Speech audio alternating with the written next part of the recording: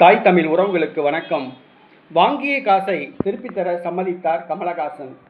வாங்கிய காசை திருப்பித் தர சம்மதித்தார் கமலஹாசன் என்ற தலைப்பில் இந்த காணொளியை காண்கிறோம். கமலஹாசன் மக்கள் நீதி மய்யம் என்ற ஒரு கட்சியை ஆரம்பித்தார்.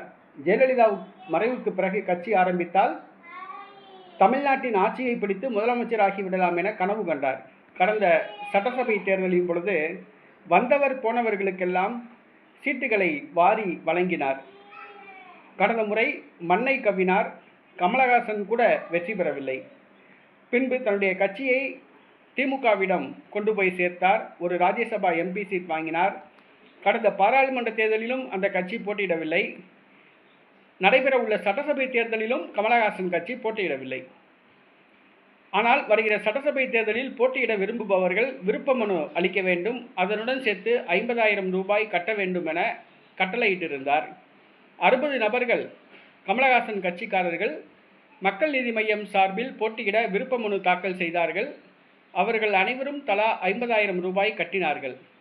ஆனால் திமுக தன்னை வஞ்சித்தது என்று கூறி தேர்தலை புறக்கணிப்பதாக கமலஹாசன் அறிவித்தார். மக்கள் நீதி மய்யம் சட்டசபை தேர்தலில் போட்டியிடவில்லை. ஆனால் போட்டியிடுவதற்கு விருப்ப மனுக்கள் வாங்கப்பட்டன. ஒவ்வொரு வருடமும் 50,000 வசூல் பண்ணப்பட்டன. இது மதிப்பு 35 லட்சம் ரூபாய். தேர்தலில் போட்டியிடவில்லை.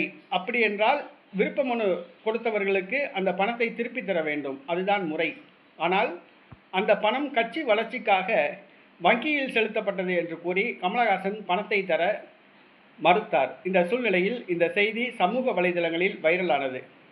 தொண்டர்களிடமே 35 லட்சம் ரூபாய் ஆட்டை போட பார்த்தாப்புல கமலஹாசன்.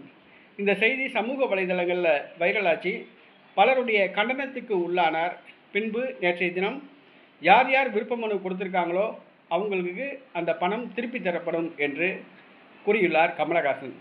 கமலஹாசனுக்கு 35 லட்சம் ரூபாய் ஒரு பெரிய விஷயம் கிடையாது. 100 கோடி ரூபா வரைக்கும் சம்பளம் வாங்குறவர் 35 லட்சம் பெரிய விஷயம் கிடையாது. ஆனால் அந்த வாங்கின தொண்டர்கள் கொடுத்த காசை கூட திருப்பி தர மனசு வரல. பார்த்தீங்களா? அதுலேருந்தே கமலஹாசனுடைய கஞ்சத்தனத்தை புரிஞ்சுக்கணும், கமலஹாசனுடைய மனசை புரிஞ்சுக்கணும்.